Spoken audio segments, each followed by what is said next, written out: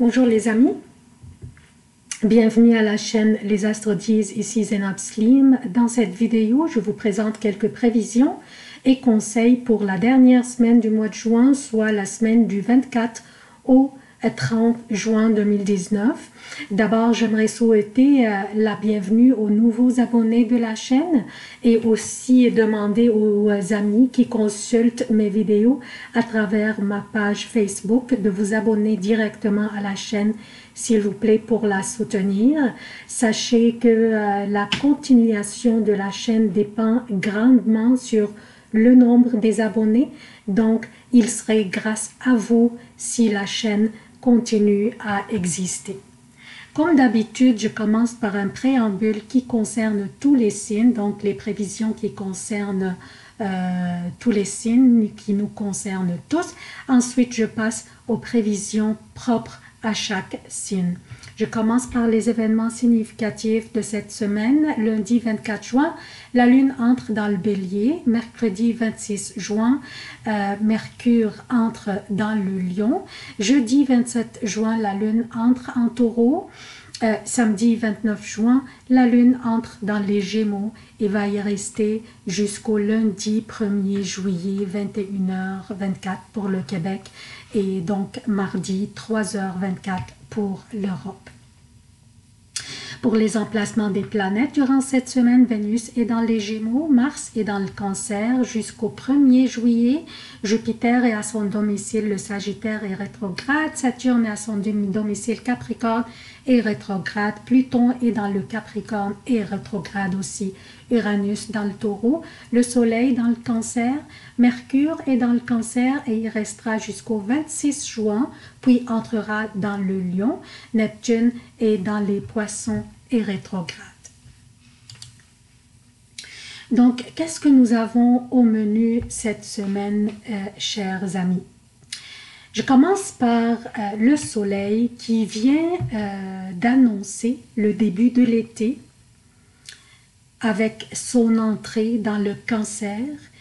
La saison des éclipses viendra à grands pas et commence par une éclipse solaire le 2 juillet en Cancer aussi, et dont on va parler en détail prochainement. Cette semaine, nous avons aussi, dès le début de la semaine, en fait, Vénus qui fait toujours ce T-carré avec Neptune et elle oppose aussi Jupiter. Donc, Vénus influence, comme nous savons tous, l'argent, le luxe et tout ce qui a de la valeur dans notre vie, incluant même notre estime de nous-mêmes.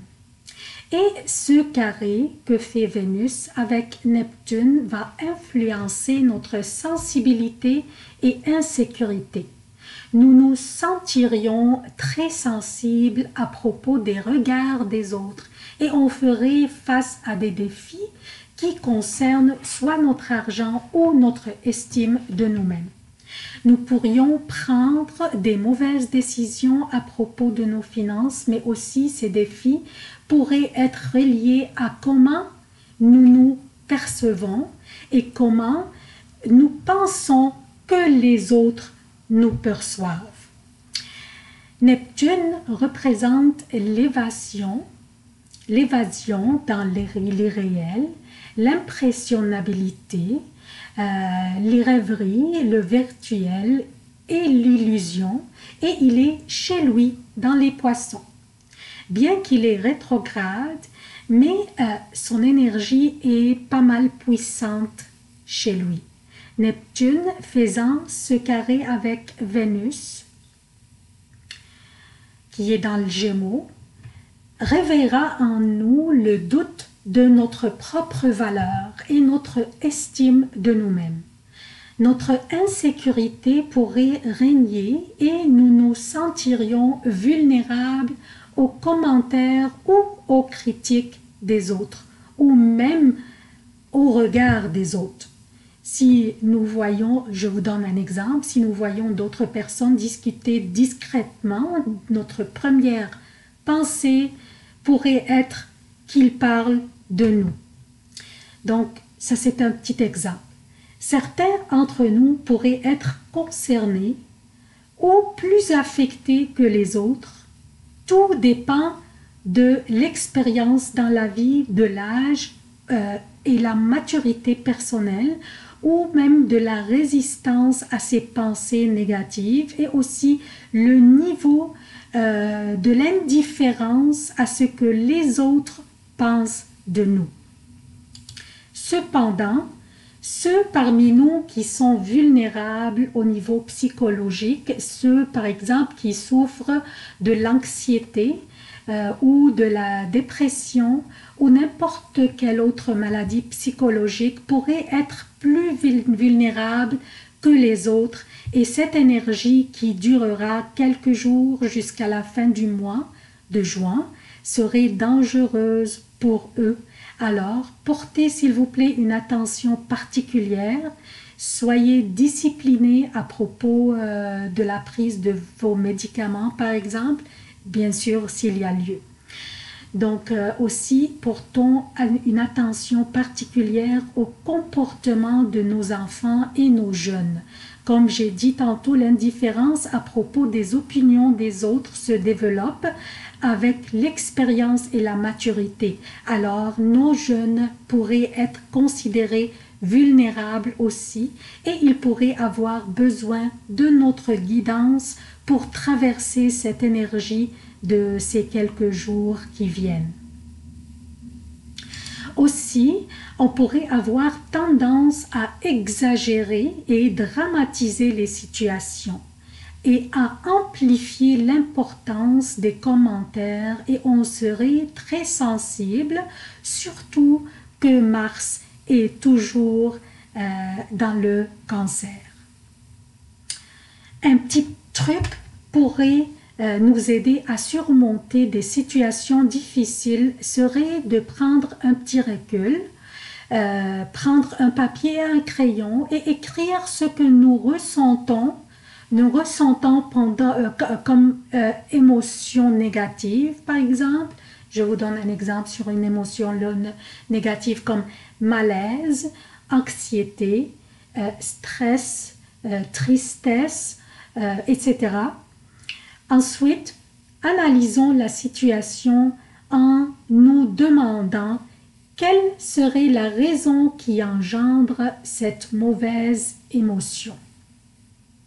Et à la fin, poser les questions qui pourraient nous aider à remédier à la situation sans endommager notre image ou notre objectivité.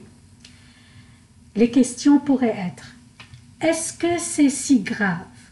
Serait-il utile de réagir d'une manière conflictuelle? Quelles seraient les conséquences si je réagissais de telle manière? Est-ce que les autres qui sont impliqués dans la situation sont vraiment mal intentionnés? Ou c'est moi qui amplifie la situation? Posez-vous ces questions et je suis sûre et certaine que votre intuition vous guidera. Donc, on a parlé de Vénus et du T-carré qu'elle fait avec Neptune. Nous avons aussi cette semaine Mercure, l'énergie intellectuelle qui va changer de signe. Cette semaine, Mercure est une planète à suivre de près à cause de son effet sur notre prise de décision, sur notre quotidien aussi, sur notre interprétation de la communication, donc presque tout aspect dans notre vie qui implique la communication avec autrui. Mercure entrera dans le Lion le 26. Le 26, le 26 un peu tard dans la journée, donc le 26 il sera dans le Lion, c'est la maison de l'amour, du plaisir et des créations. L'énergie du Lion est très confiante et très expressive, et Mercure aime ça s'exprimer. Donc, une belle combinaison d'énergie et va nous rendre très expressifs et créatifs. C'est une très belle énergie pour les personnes qui travaillent dans le domaine de l'art et de la littérature. Donc, ce sont les événements les plus importants pour cette dernière semaine du mois de juin. On passe maintenant aux prévisions propres à chaque signe. Bonjour chers béliers, voici vos prévisions pour la semaine du 24 au 30 juin 2019. Je commence par souligner que le soleil est dans votre 4e maison dans le cancer. Il vient de rentrer le 21 juin pour annoncer le début de l'été. Donc le cancer, c'est votre 4e maison, celle qui correspond à votre foyer et votre famille. Donc je commence par lundi. Lundi, la lune passe la journée dans les poissons, votre 12e maison. Durant cette journée, rien ne fonctionne comme prévu. Si vous aviez à vous déplacer pour des réunions ou des rencontres, par exemple, partez à l'avance car des empêchements pourraient chambouler votre horaire. Ne prenez pas des décisions durant cette journée. La chance ne vous soutient pas du tout et reportez toute décision cruciale ou réunion importante si possible aux prochaines journées. Donc, ça, c'est la journée la plus faible de la semaine.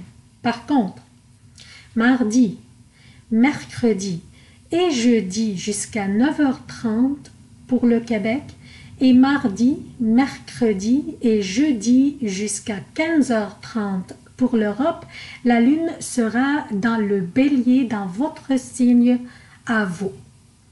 Et votre sourire sera contagieux. Vos habiletés sociales et professionnelles feront tourner les têtes.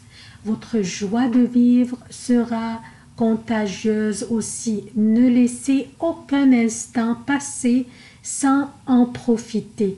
Ces journées vous appartiennent, chers béliers.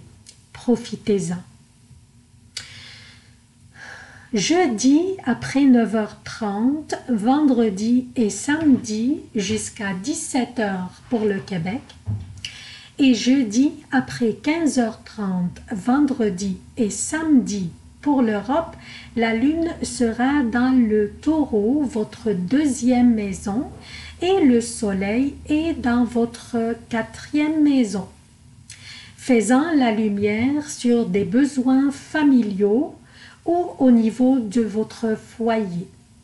Donc, vous pourriez avoir des dépenses nécessaires à faire qui concernent soit votre famille, vos enfants ou bien votre résidence. Donc, pas nécessairement que ça soit quelque chose de négatif, mais des dépenses qui pourraient s'imposer qui concernent votre foyer ou votre famille. Samedi après 17h, dimanche et lundi le 1er juillet pour le Québec et dimanche, lundi pour l'Europe, la lune sera dans les Gémeaux,